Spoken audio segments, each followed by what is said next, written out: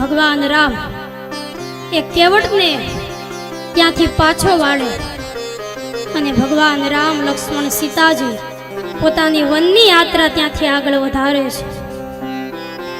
સાથમાં નિષાદ રાજગૃહ પણ છે. બધા પગપાળા હાલ્યાની યાત્રા આગળ વધારે છે. જાનકીજીને તો આ પગપાળા હાલવાનો પહેલો અનુભવ છે, કારણ કે સીતાજીએ કોઈ દિવસ ધરતી ઉપર પગ મૂક્યો નથી. માતાનો ખોળો, હિંડોળો, ઝૂલો આ સીતાજીએ કોઈ દિવસ છોડ્યા નથી. એક રાજ્યના કુમારી છે, એક રાજ્યના રાણી છે જાનકીજી, એ આજે પગપાળા યાત્રા કરી રહ્યા છે. ત્રણેય જણા તીર્થરાજ પ્રયાગમાં આવે. ભરદ્વાજ મુનિના આશ્રમે એક રાત્રિનો નિવાસ ભગવાન રામ કરે છે.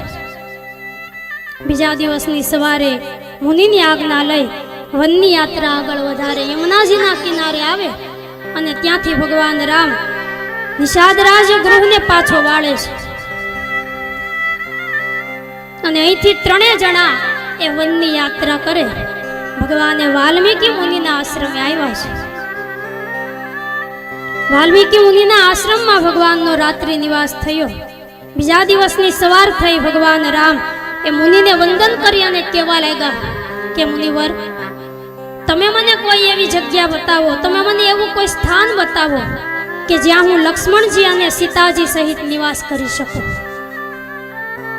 જ્યારે રામે આવી વાત કીધી, આ સાંભળી અને વાલ્મીકી મુનિ હસવા લાગ્યા છે. ભગવાન રામને કહેવા લાગ્યા કે રાઘવ, સૌથી પહેલા તો તમે મને એવી જગ્યા બતાવો કે જ્યાં તમારો નિવાસ હોય નહીં. તમારો નિવાસ ક્યાં નથી? કણે કણમાં અને અણુ અણુમાં તમારો વાસ છે. દુનિયામાં કોઈ એવી જગ્યા નથી કે જ્યાં ભગવાનનો નિવાસ ન હોય. અને છતાંય વાલ્મીકી મુનિએ અમુક એવા અલૌકિક ઠેકાણા ભગવાનને બતાવ્યા કે આ જગતમાં જે માનવીના કાન તમારી કથા સાંભળતા થાકે નહીં ને, જેમ સાગરમાં નદીઓ ઠલવાયા કરે છતાં પણ સાગર ભરાતો નથી, એમ તમારી કથારૂપી નદીઓ જેના કાનમાં ઠલવાયા કરે અને છતાં પણ જેના કાન થાકતા નથી, તમે એવા માનવીના હૃદયમાં લક્ષ્મણજી અને સીતાજી સહિત નિવાસ કરો.